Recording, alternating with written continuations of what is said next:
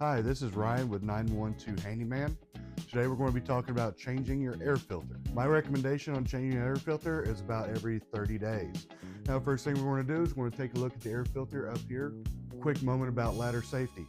Make sure you're not overextending yourself on a ladder. Make sure you're using a ladder that is rated for the weight that you're going to be putting on it. So it's always important to know what size filters you already have. If you don't know, there's two different ways that you can tell. First way, if you don't want to open this up first, is you have all these different little slats. You can actually just measure from one slat all the way to the other, both ways. To open this, there's these two little tabs right here. There are a few different types, a few different models, but the majority of them either have these two little tabs or two little thumb screws. You want to open, pull these tabs down. They have little pins on them like hinges.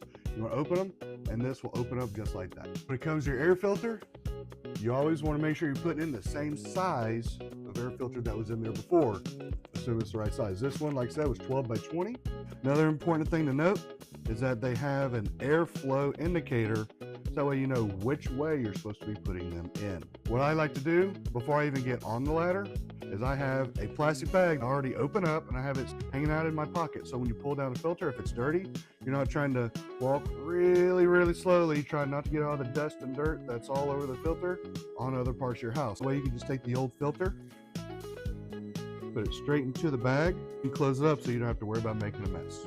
Now with a new filter, again, you want to make sure you're paying attention to that airflow arrow.